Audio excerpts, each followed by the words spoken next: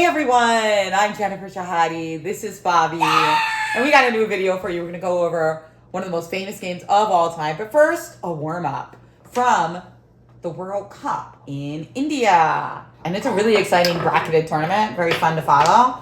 This particular game was played between two grandmasters in the first round, and Black here played a move that seems very intuitive, but didn't turn out so well. In this position, Black played this move. Now, what's his idea with this move? His idea is to friggin' checkmate. The Exactly. problem with this move is here. Well, that's an interesting idea, because if... Look. Knight takes. Yeah. Win the game. Queen takes. Takes queen. Exactly. Very nice. Very nice idea. So your idea is that if knight f4, knight takes f4, queen h7 is mate. But not so fast. Big question here. What? After knight f4, is our opponent forced to take the freebie? No. Or can I just ignore it and do something different? You can just ignore it and play rook. Exactly. I could just make a better move like rook e8. And now, by the way, if I play rook e8, it could turn around on you. And now if you play knight g6, what will Black do? Checkmate, and the king is checkmated. Yeah, it's checkmate, right? So queen h2 is mate. After knight f4, we see there's a problem here. That there's actually no threat, even though it is like a nice little tricky move.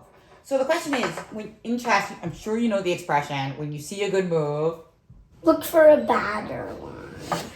Yes. When you see a good move, look for a better one. So Yeah. actually, that's saying, it's an annoying cliche that your mom and your coaches always tell you, but it is one of the best expressions in chess history, because what it's basically saying is when there are the ingredients in a chess position for there to be good moves, often that means that there are ingredients for there to be an absolute body blow that ends the game. So if you see the idea knight f4 and you're like, oh, this is so good and tricky because if they take, I checkmate, but it doesn't work because they can ignore it, what else comes to mind? Bingo bango. So after bishop f4, knight takes, what do you have? Checkmate. Very nice. Okay. Remember, this is just a little warm up. And another important question, though, is what happens if I just move the queen away? Now what? If you move the queen away, you can take the bishop. Yeah, it's just a free bishop. And at the grandmaster level, that is kaput. What tactical motif does this take advantage of? What is tactical move? Like, what kind of tactic is this taking advantage of? What tactic, how would you call this tactic? No. A pin? Yes, because this knight is pinned. The queen takes, you take the queen. If the knight takes, you checkmate. Right. And if the queen moves, you take the bishop. Exactly. So in a way, it's a combination of a pin and a skewer, right? So the knight is pinned and the queen is skewered. Now we're going to talk about one of the greatest games of all time, maybe the greatest. It's from the American genius, Paul Morphy. He was from New Orleans. He was actually playing a consultation game at this point. What is consultation? It means that it was 1 against 2. And he was playing in an opera house in Paris, France. So he had gone to Paris and he was playing against so many great European players. And he pretty much beat them all. This is called the opera game. Did he lose? Well, I guess we'll find out. Let's take a look at the game. Morphy was playing against 2 players, actually, so they were consulting to try to find the best moves. And he was playing white. That's not fair. Morphy's definitely gonna lose. Because it's 1 versus 2. Let's see what happened. But he did get the white pieces, and he was known as an attacking genius. He was all about attack, sacrifice, checkmate. He didn't care if he gave something up along the way. Let's see how it worked out. Do you know what this opening is called? French. It's actually called the Philidor opening. Philidor. And it's the Philidor opening, it's not a terrible opening, but it's a little bit passive. As you know, knight c6 and knight f6 are more common in this position. But d6 has a decent number of advocates as well. And now, what would you do as white here? There's some decent moves. Bishop here. That's a very good move. But the best move, is knight here. Well, that's a good move too. Knight c3 is an okay move. But white just played the very direct move, d4. Because we're threatening to take this pawn. Now, there's a lot of decent moves here for black. This is a good move, knight f6. Knight d7 is a decent move. And the simple pawn takes d4 is also It's the best move. It is the most common, actually. Is that what he played? No, black actually played none of the above. A move that's really not very good. Bishop g4. What? That kind of seems like it's kind of good. Okay, because exactly that's what they were thinking. They were thinking that when bishop comes to g4, it pins the knight on f3, and that therefore maybe we're threatening to play bishop f3 and takes on d4. But what's the problem? What can white do here? But there's definitely like a tactic, so maybe first his bishop here. I mean, that's not a bad move. I see what you're trying to do, like trying to put pressure on this and maybe set up some tactics. I like the idea, like for instance, suppose knight e7 here. What could white do? Yeah, I love this idea. And then after bishop takes d1, it would actually be checkmate, right? Very, very nice. Very creative. Love that you're thinking about patterns like that. Very nice. But the thing about it is that it's hope chess because your opponent has to make a mistake. Yeah, not most people aren't going to play knight e7. Knight e7 is a very weird move, especially when you can more easily put your knight on f6 at some point. So, bishop c4, not a bad move at all. It develops, it's nice, but better is to be more direct and get an advantage right away by simply taking on e5. And now the point is that if black were to take on e5, now what could white do? White could play this unbelievable move. And then if king takes d8? And then white can play this unbelievable move. Yeah, and white's just totally crushing. Threatening a fork, threatening a bishop. Yeah. And after threatening the fork, you'll be threatening the rook. And also white just is up a pawn now. And the king can castle. Of course you could stop everything with bishop e6, but white is totally winning there. So because pawn takes e5, queen d8, and knight e5 is totally winning, in a very straightforward way, black showed their idea to play bishop takes f3. Bishop takes f3 is more or less forced. But I do want you to think about this. When I see newer players to the game, they play moves like bishop takes f3 too often, even when they're not forced. And the problem with that is that in the beginning of the game, sometimes bishops are a little bit better than knights. In general, slightly better. In fact, and they give away a pin. And that's the other thing, that when you play some move like bishop takes f3, you're also capturing a pin piece, which is a big relief for white. And thirdly, it allows the queen to get to a really nice spot where it can't easily be attacked. So after queen takes f3, now pawn takes e5 is played. Now I have a question for you and for everybody watching. How big is white's advantage here? Because the material is equal, the pawns are equal. Is it a huge advantage for white, a little advantage, or almost equal? I think it's a little advantage. Why do you think that? Because white has more possibility for development. Okay, I love that answer. Well, let's see how it happened. Because apparently black probably thought the same as you, that it was only a small advantage for Morphy. But Morphy thought different. So starting out, he played bishop c4, a very understandable move, attacking this. Checkmate. Threatening checkmate. And now black played a very normal looking move here. Not the best move though. In this position, black should probably play the move queen to f6. And that is what they play. Trading, attempting to trade queens, in which case the advantage for white would not be so good. So now I'm as good as a grandmaster. Oh, yeah. But my one question for you is, if black had played queen f6, would you trade queens here, or would you say,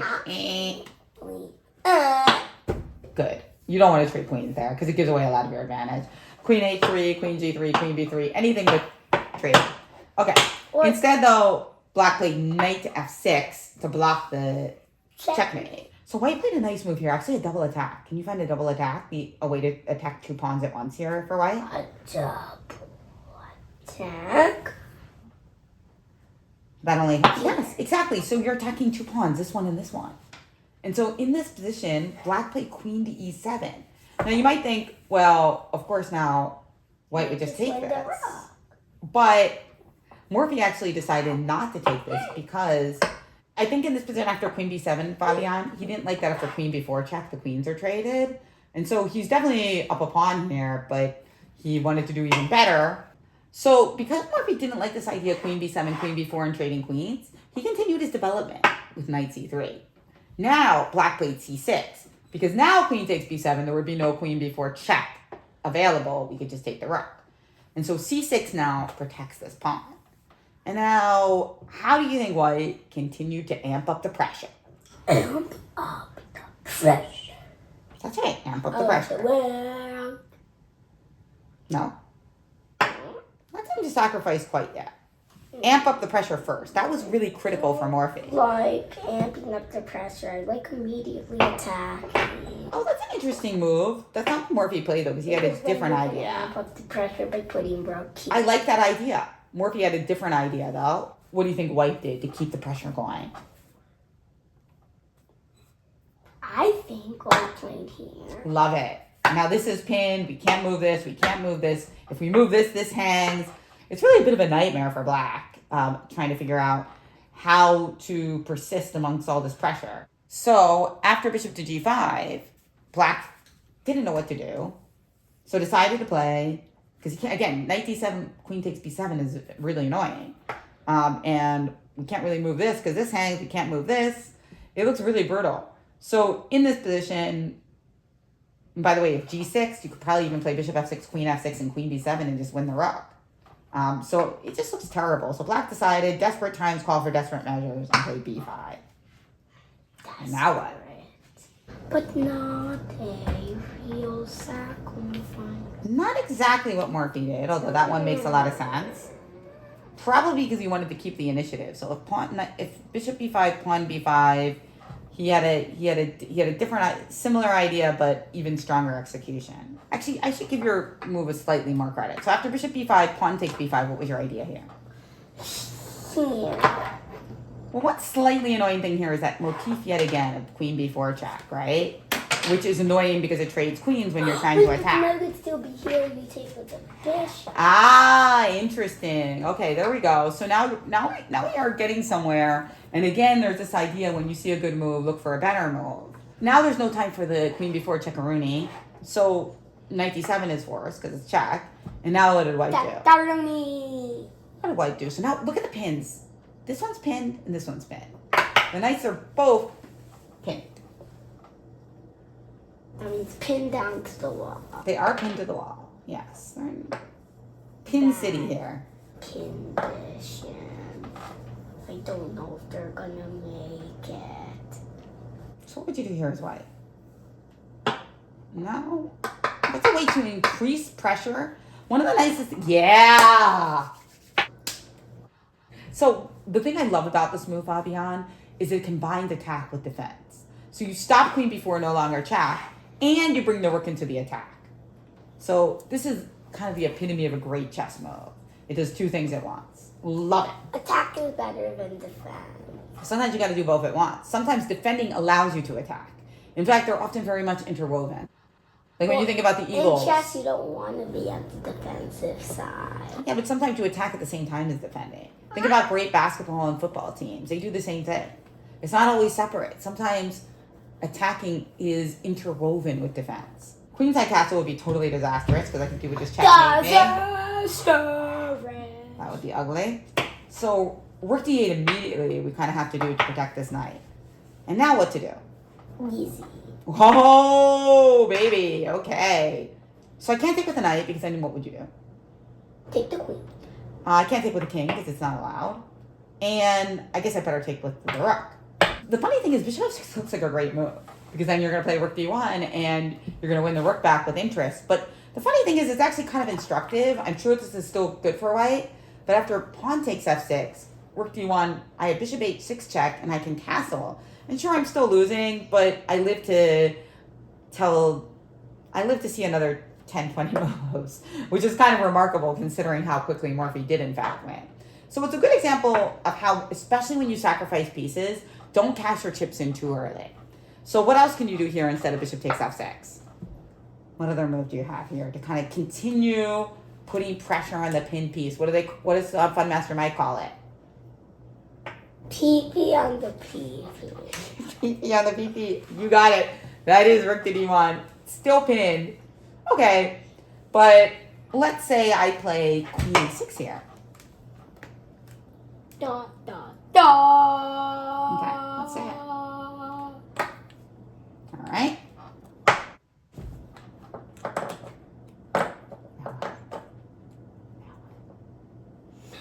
Oh no, I want my queen. Oh, thank you. Yum,